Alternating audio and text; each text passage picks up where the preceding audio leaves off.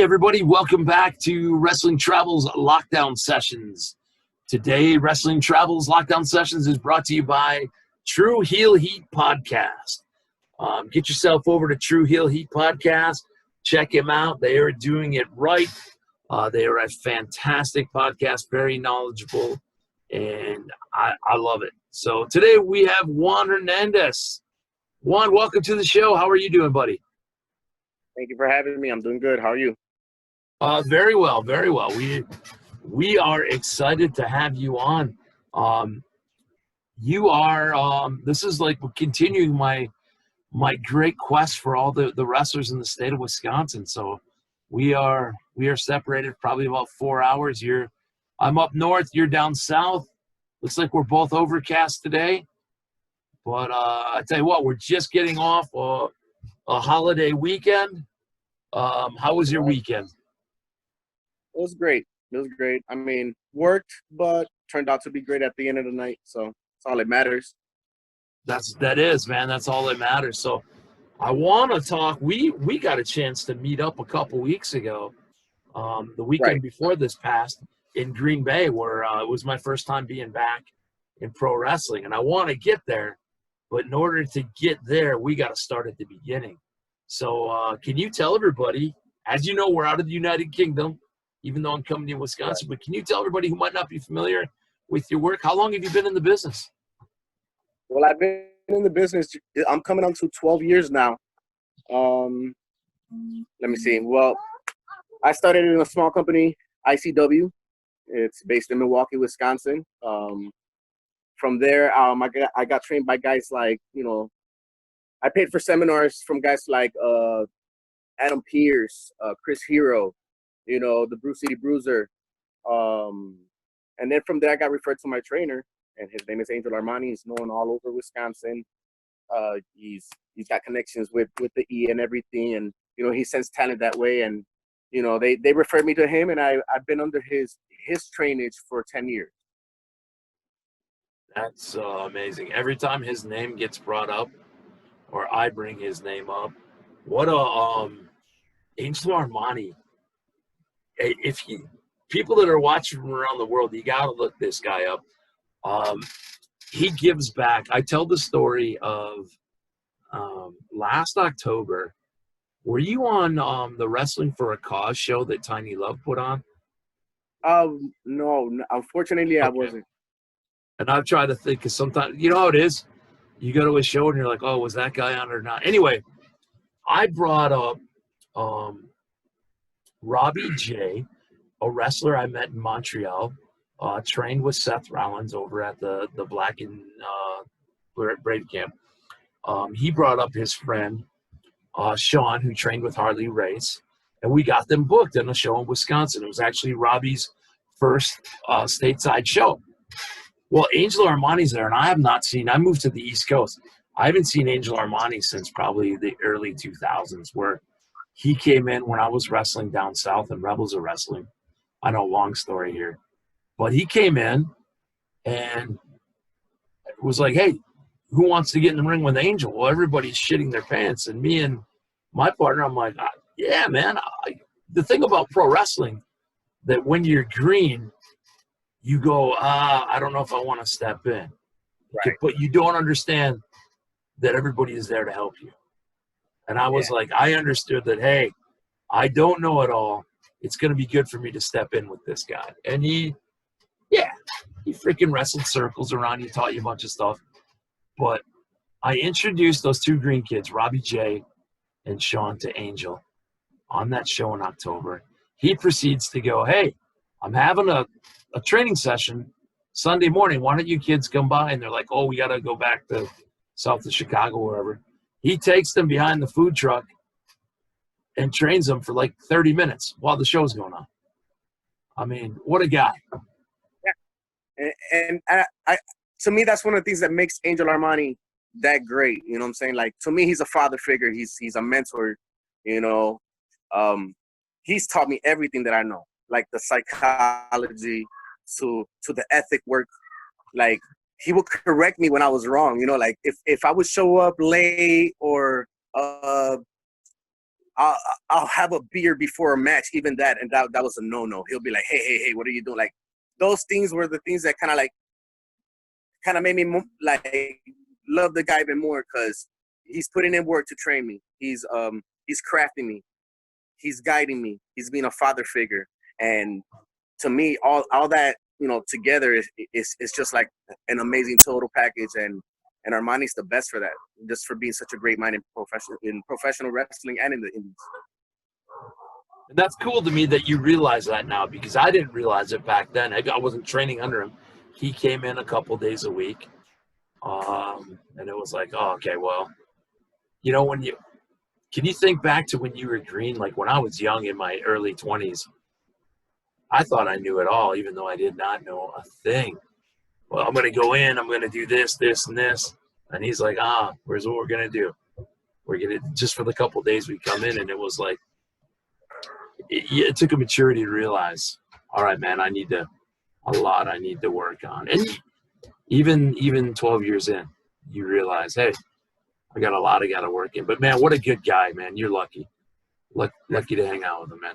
Definitely. I mean, and I also was under the tutelage, like Xavier Mustafa had a lot to do with, my wrestling style.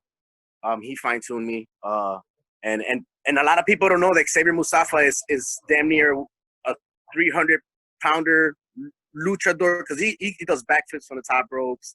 He's a big guy, doing moves that not a lot of guys of his size would do. And he was like showing me how to do a perfect arm drag. And then we have guys like Silas Young that used to come into camp with Armani's camp, and he'll like train with me for like a good whole hour, just straight shoot wrestling.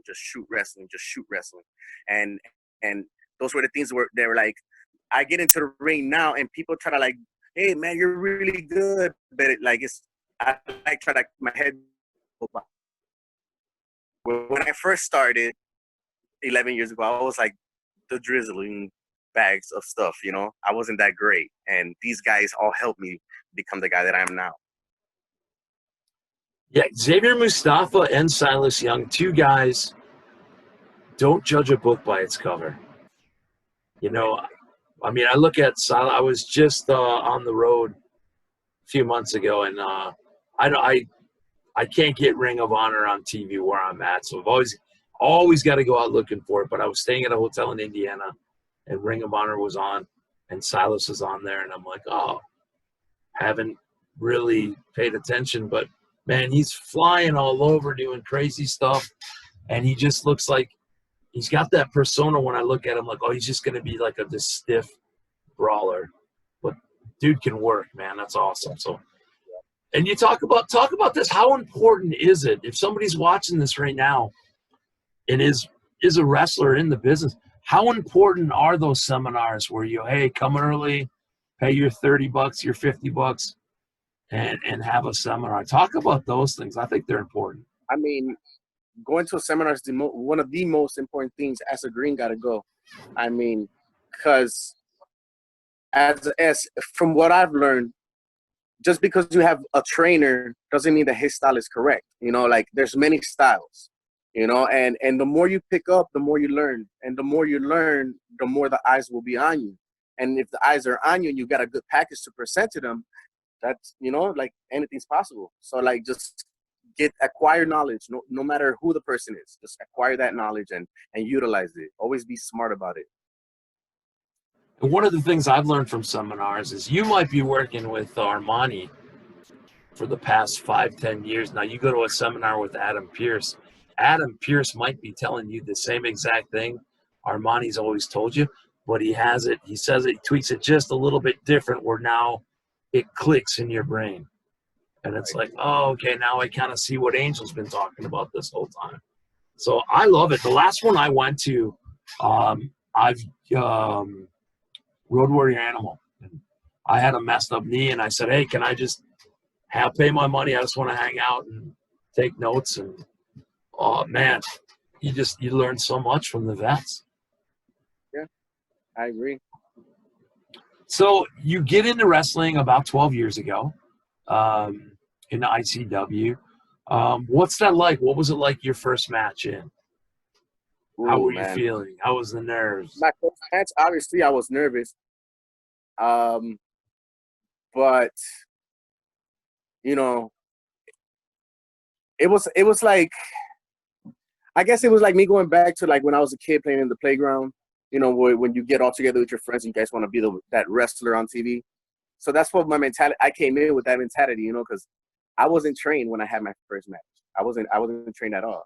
They just called me, hey, you want to wrestle? And I was like, sure, I'll be there. And it happened to be a luchador show, a lucha libre show for I forget the name of the company, and I apologize for that. But yeah, they called me in. I happened to work with, Bobby Valentino. He had a Grinch mask that day, luchador. He carried me all the way, and since then, I just felt like, man, I could do better. Like I could learn, and that right this where it triggered, like, okay, you're gonna go and train with Angel Armani. You're gonna take Angel Armani more serious. You're not gonna disregard anything he says. Because when I first came in, I came in with that, obviously with that non-worker attitude, just like, oh well, this is fighting, and anybody could do it. That's how I came in, and I wasn't rubbing off that good on the fellas. I had to kind of like get off that high horse from the street or from the MMA classes that I was taking, because I was an MMA fighter and a boxer for 12 years before this. I boxed Golden Gloves for 9 years as a junior. Okay, I'm going to stop you right there. So one of my trainers was Brad Kohler, who fought in the UFC. One of the things I remember him and Eddie and those guys saying is there's Olympic caliber athletes that cannot go through pro wrestling training camp because it's a totally different mentality. Was that tough for you to go from Golden Gloves boxing and fighting and then slowing everything down? It really was. It really was. It really was for the better part of my young career right now. I'm gonna have to say for like the better 7 years of the beginning were kind of rough for me, because I would forget spots. I would rush and they'll tell me slow down, and I would get not beat up, but the guys had to rough me up for me to slow down and get it, like slow down. And those are the things that I learned from too. Now that I'm a little bit more seasoned, now I know where my timing's at. I know when I gotta strike, when a person, I know when to telegraph somebody already in the wrestling ring. And yeah, I love to dance. I like to do the devil's dance all the time. Boxing, MMA, and pro wrestling are all if you get a like Joe Q Public, somebody who's not done anything, it's very easy for them to go, oh, those dumbasses, that's all he can do is box. Yeah. That's all he can. But it's very cerebral. You're always got to be thinking out there to protect yourself. And pro wrestling, I feel like the difference is now I've got a lot more that I've got to think about as I'm going on. Yeah, it's crazy. Like I said, the average person just thinks, oh, what a bunch of they couldn't get a job in a bank. They couldn't be an accountant, so all they could do. And it's like, man, you're using your brain in a different way. Let's go back. When you're a very young kid, did you watch pro wrestling when you were young? Yes. And if so, who turned you on to it first? Like, who was the first person you saw on TV that you kind of got the itch watching them wrestle? Well, the first time in front of a television and watched my first wrestling match was my uncle. May he rest in peace. He was an indie wrestler in Puerto Rico in the late 70s, early 80s. Okay. Obviously, it didn't turn out so good for him, so he changed it to become a butcher in New York City. And when I was born in '88, probably a couple years later, maybe 2-3 years later, he sat me down, watched my first Saturday night main events. And since then, I've always, he always, everything was about wrestling to him. So didn't matter. He'll bring me like a little action figure. He'll bring me a Hasbro doll back in the 90s. I remember very well. And he would always tell me, he's like, you want to be a wrestler? You got to be a wrestler. You got to push it. You got to eat good. You got to, lift weights, do this, do that. And, that's why I think when I first came in initially, I already knew how to take back bumps. I already knew how to hit the ropes, you know, because my uncle kind of had like taught me that, you know. Now, did he get to see you in the ring at all? Oh, unfortunately not. He passed away in, I believe my uncle passed away in 2005. No, I'm sorry, 2006. Well, he's got the greatest seat in the house for all the rest of your matches now. At least that's the I look at it like that. I look at it that's like the that. that's the good news. So when he first turns you on to wrestling, who were Saturday night's main events? Who are some of the stars that catch your eye?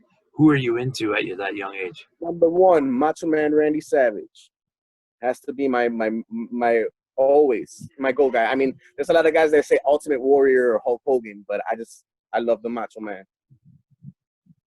That's all. I mean, charismatic. I used to. What I love is I'm much older than you, but we can all go back to that time when we were a kid and go. I used to hate that guy so much because we bought into those characters. We Right. bought into the heel turns and stuff. I remember telling, I forgot who I was telling, but when I'm a big AWA guy, Greg Gagne is my favorite. But when Kurt Hennig, Mr. Perfect, was in the AWA, he was just babyface good guy teaming with Greg Gagne. And I forget tag team match, and he refused to tag and then slapped Gagne and walked away. And as a kid, I was like, I mean, it took me so long to even. It's as you mature, but I hated the guy, and now That's I so look great. at it like he was doing his job.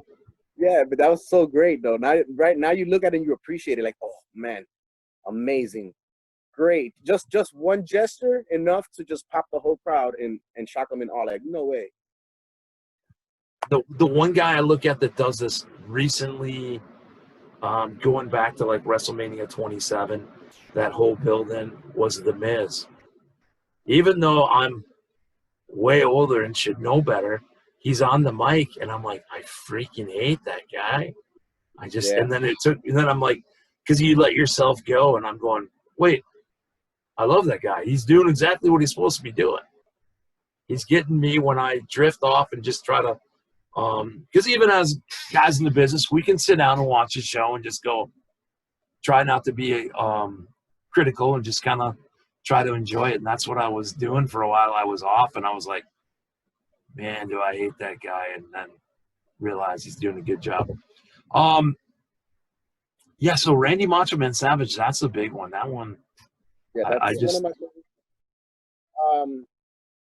I mean, to continue on. I mean, Razor Ramon was one of my favorites.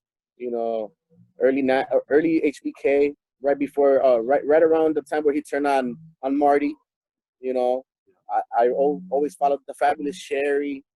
I mean, it goes on, and on, because then I mean I could even go on into like the mid '90s Attitude Era and just like the Austin era and all those like good television that happened between the WCW and WWF wars and all that stuff. That was that all that I loved all that, you know. But then I guess I got into high school, and that's where like I kind of put the wrestling away, you know. So yeah. that's kind of how things were for me, because I'm originally from Chicago. I'm born in Puerto Rico.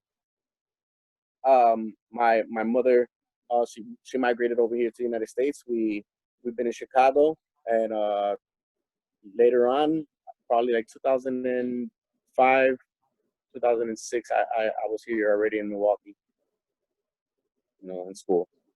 Well, Chicago and Milwaukee, historically, fantastic wrestling towns. So I mean, either place, you're in a good way.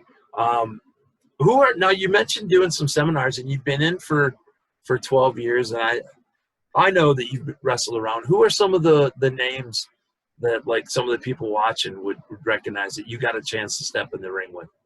Oh, well, like I already mentioned, Silas Young. We've tag teamed a couple times. Brutus the Barber Beefcake, you know, a Hall of Famer or WWE legend, however you want to call him. Sabu, one of my all-time favorite guys to work in the ring. He was awesome. 450 Hammett, if anybody know who's that. or who they call him now is Mecha Wolf 450. He wrestles for AAA, CML. He's been in NXT a couple times. I mean, D Ramos, new talent from NXT, great guy. I've been in the ring with the guy as well. Let me see. Sir Tito Santana. I think that's it shouldn't surprise me, but one of the first things when I got in was that they actually asked me what surprises you about the business, and I said I was surprised at how nice everybody was. Like some of these legends that you see on TV, where the little kid in me is like kind of going, okay, calm down, but everybody's professional and nice. Right. And what I've heard from a lot of my friends that currently will do, before the pandemic, will do the guest spots on WWE as security, as a paramedic, is that locker room in WWE welcomes you in when you're an extra, just like you're an important part of the show. There's no shunning of them in the backstage. They're giving them advice and speaking to them just like on the same level. And man, I love to hear that, because there's a lot of talent. And speaking of talent, why do I interview a lot of people from Wisconsin or in this area? Because I live here, so I'm a homer. I'll give you that. But this state, agree with me or disagree, pretty deep in the talent pool here. Oh yeah. I mean, yeah. I even got a couple of my guys. Like, just I have my favorite guys that I like to work with already. I mean, Wisconsin is amazing. It's amazing. Now, I'll fast forward all the way back up till 2 weeks ago, where I get a chance to see you. Got you a nice Japanese wrestling travel T-shirt. Sir, thank you. No, you're welcome, man. That was from my Wrestle Kingdom tour, and I've had them, and it's been my pleasure to get rid of them and give them to people, because their T-shirts are what makes the world go around in our business. But I'm freezing up here, so I'm going to talk slow. But I walked into WPW. We're talking about the great stars of Wisconsin, but as I walk into the venue there in Green Bay, it is like a who's who. Like everybody, I'm like, dude, did the whole state show up to the one show? Which makes sense, because it's one of the first weekends that we had wrestling back. But talk to me about, I'll ask you later on what you've been doing when you couldn't do wrestling. But talk to me about the feelings going through your mind as you go to a show like that. You get to see the fans back. You get to see your brothers in the ring. Talk to me about the importance of pro wrestling coming back in the state. It's important. It's vital, because we've been in these quarantine for 3 months, and still we're still in the pandemic, right? And they're canceling every event left and right. I mean, from Fozzy, it's been canceled in Milwaukee, to Summerfest. Probably the State Fair is going to be canceled. So like the only thing that we actually got for entertainment is wrestling. Now that's huge for us, because that means that business is a booming. For those few fests that are running around our nation, they're business is booming. They're gonna come. Just set the ring up. They're gonna come. It's really important, because the people must be entertained. Right in that crowd. I had predicted it months ago, not that it took a Nostradamus to do so, but I said, when that crowd comes back after being quarantined and not being like, get out and do things, they're going to be at like 120% level. And how great was the crowd in Green Bay? It was awesome. It was awesome. Actually, the first day we did a show last month on the 5th for ICW. We were kind of, about it, worried, but at the last moment, all those fans just poured in. We sold out. We had a full house. The first show in the pandemic, since the opening of the state. And like I said, the fans showed out. We showed out for them just for coming, and WPW was the same. I mean, not it's just another day, and I can't wait to just keep on doing it. Right, and I want to make sure that for the fans watching from around the world, that where wrestling hasn't come back, that these shows, nobody wants to be the promotion that messes up. So these shows had the forehead thermometer, they had the mask, they were encouraging social distancing, hand sanitizer, and everything.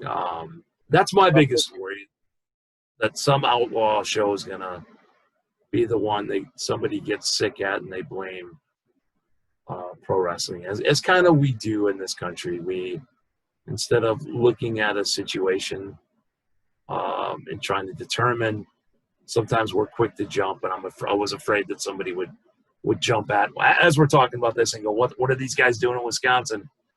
Full house pack. In fact, I was taking some video at the Green Bay show, and I was trying to go, oh man, some of this crowd looks like it's sitting pretty close together. I don't know how it's going to be reacted to, but man, it went off without a hitch.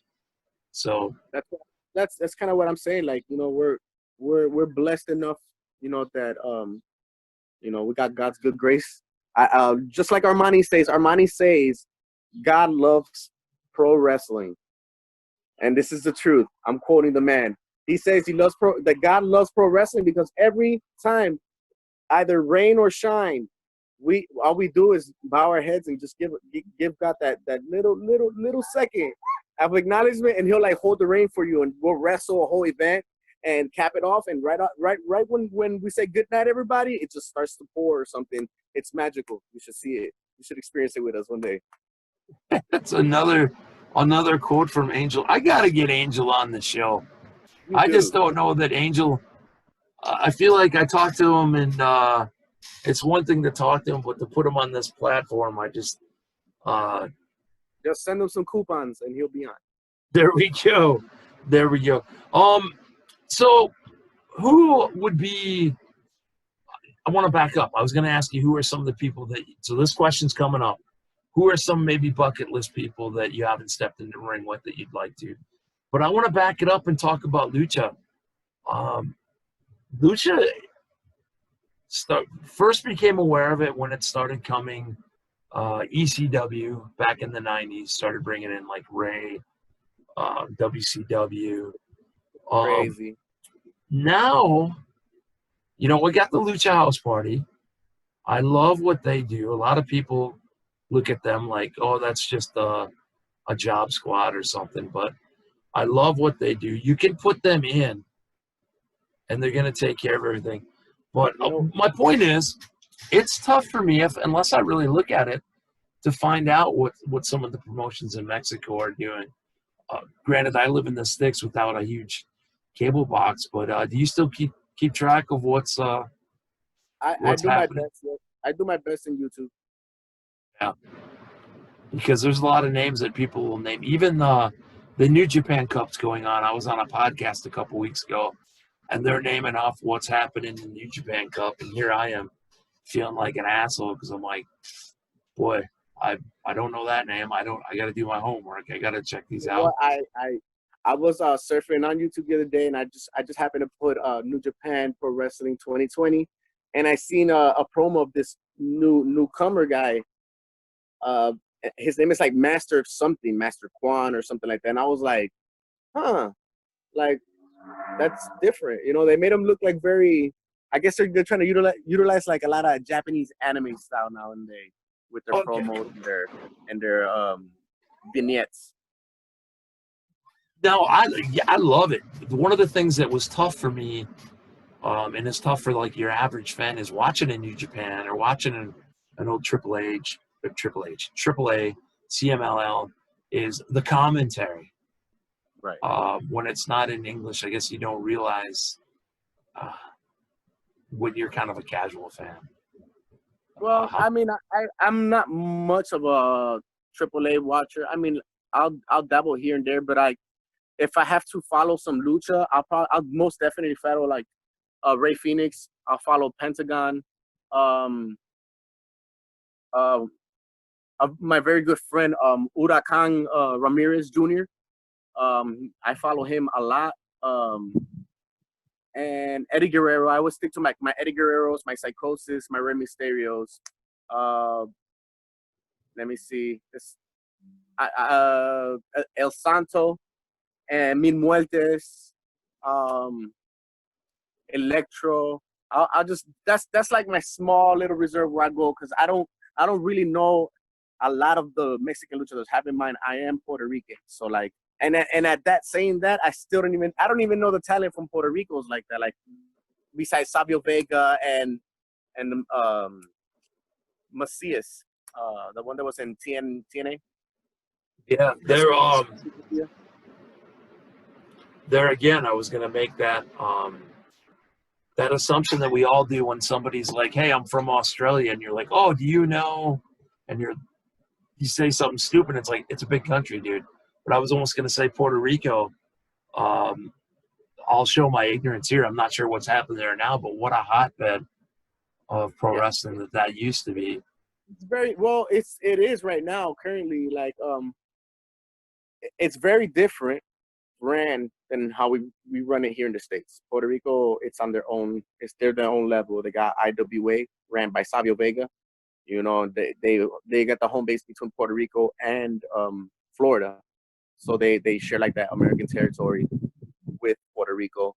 Then you got the WWE, I believe it's WWC, the World Wrestling Council, and that's ran by Carlitos and his father and Primo and all those all that bloodline that's up there in Puerto Rico. Now, as of indie promotions, there's a lot of sanctions, so that not everybody could run a show. You know what I'm saying? You gotta really be on paper, registered, and pretty much be legit.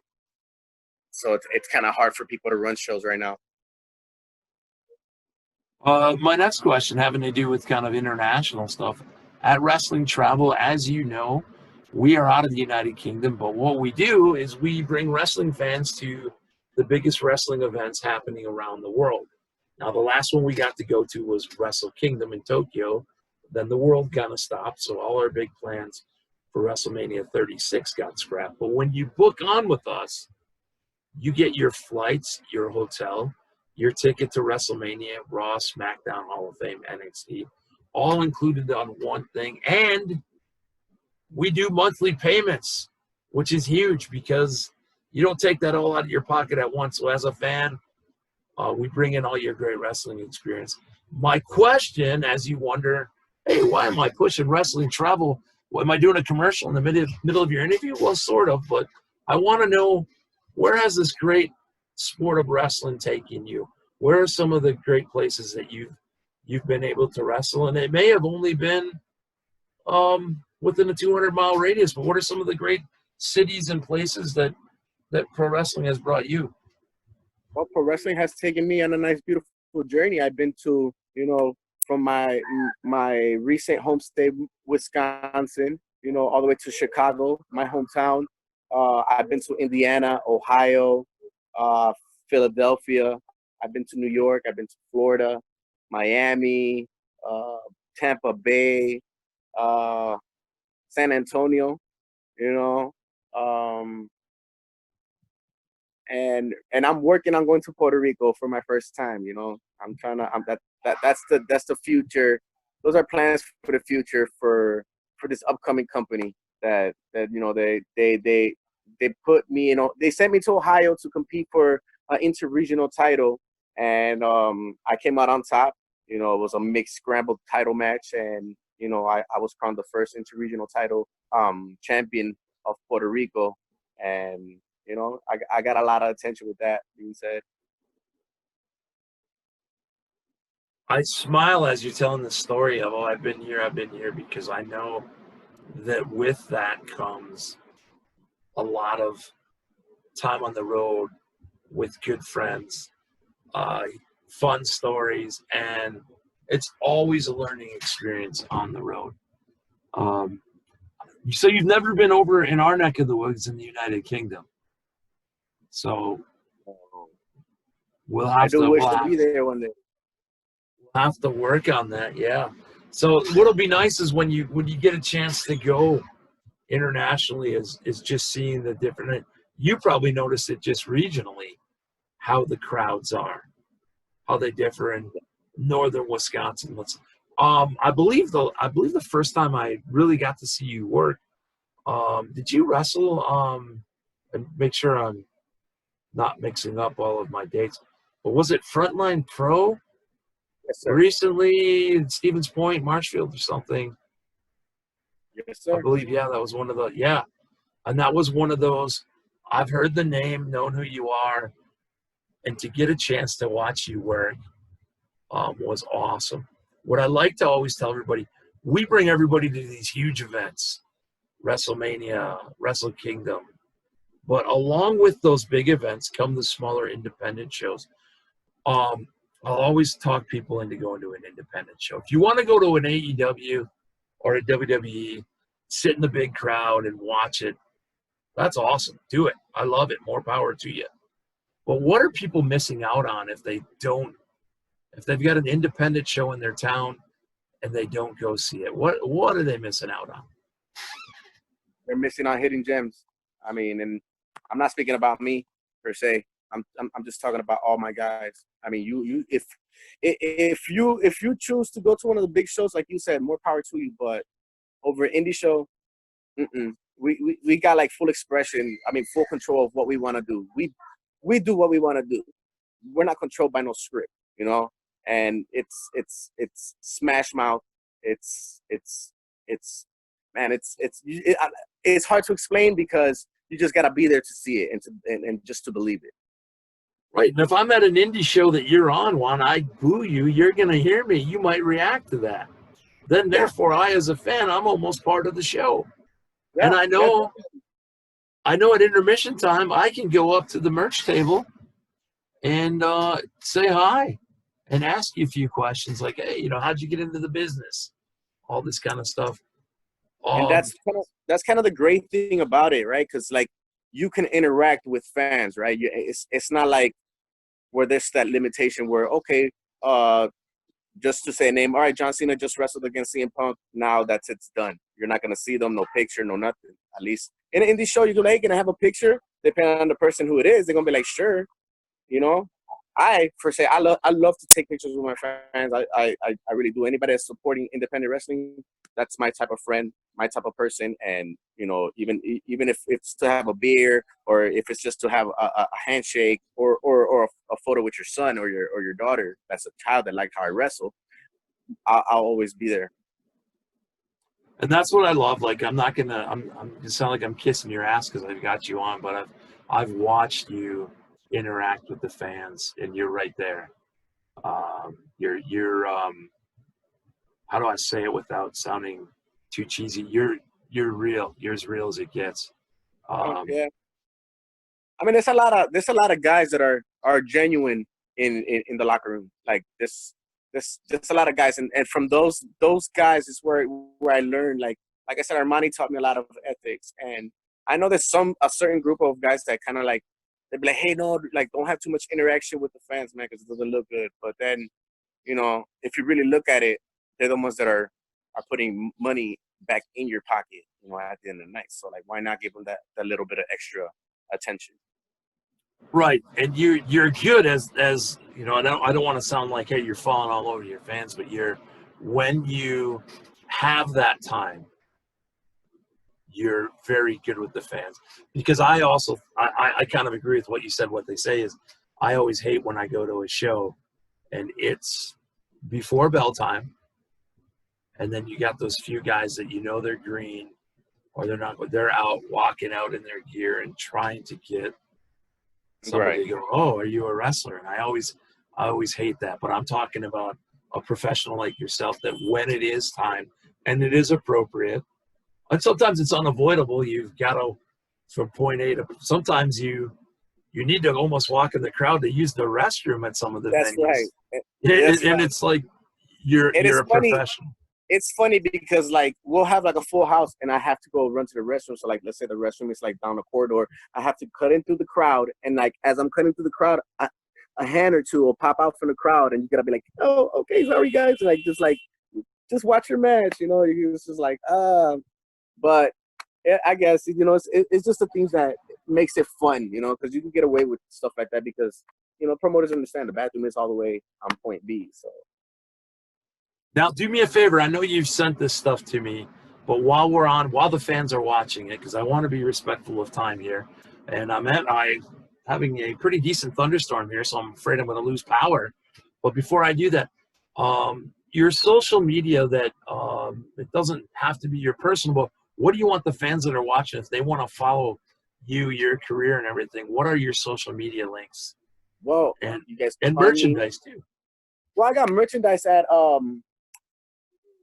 what is it? It's battletested.com. Battletested.com. Or if not, you can always message the young lady, Catherine Evenson, for merch. She always has them up and ready to order. And as in my social medias to reach me out, you can always reach me on Instagram at DMMPrince2388. Or if not, you can reach me on Facebook at luchaprincenation.com. Now I have to go back to that question, or I'll kick myself and I'll get yelled at. You got a chance to hopefully maybe think about it, but some of your bucket lists, some of the guys, and it can be in the state of Wisconsin, or it can be a nationally known name. But before it's all said and done, you got kind of a few guys, and this always sucks because you always feel like you leave some people off. But you got like a handful of guys that maybe like, hey man, I'd love to mix it up in the ring before it's all said and done. Definitely. I definitely do got a group. So like, I mean, one of my main ones, I don't know if you know who he is, but his name is Orton Veit. He's nationally ranked for the death matches. He's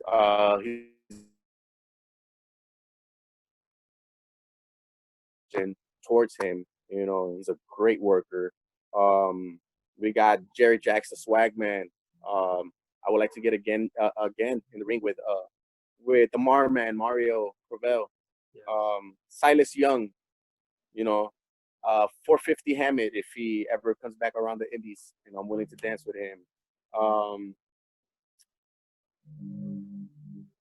My own friend, also Torco from Puerto Rico, he actually lives here in Milwaukee, so that's a big possibility. And I would like to wrestle with Armani. Oh, that'd be great. Those teacher versus student matches are awesome. Yeah. So, all right. So we know we got a very good. This is my ending of my show. This is how professional I am. I got called a journalist like a month ago, and I have no way to wrap it up. But what I do want to say is we want to thank you very much for spending some time with us today. We've been trying to arrange this for a while, and we finally got through, which is outstanding. And hopefully what we can do is maybe pick this up a couple months down the road and check in with you and see how things are doing. In the meantime, I'm hoping that you and I are seeing each other face to face at many more shows here in the state. But I want to thank you for your time, and we wish you nothing but the best. Thank you. And, you know, the same goes, you know, to you. Thank you for having me. I wish you as well the best and the success with wrestling travel. I'm already following the page, so, you know, I'm getting notified on the daily when you come up and put something up. So, you That's know, awesome. We're doing our big push for like 1,000 subscribers, and I'm gonna give away my signed Hulk Hogan and Ric Flair poster that I've had posted forever. So I'm pretty excited about it. And just like selling tickets, the more subscribers on YouTube, I'm hoping the more eyes on you, and I'm hoping when the fans see your name on a match coming up close to where they live, they're like, hey, saw them on the lockdown sessions, let's go hang out and check them out. That's my goal here, just trying to do my little part in helping out wrestling. That's right. I mean, it's quite simple, guys. Support independent local guys. Come in, take a seat, soak it all in. If you don't like it, that's cool. Move on to the next show.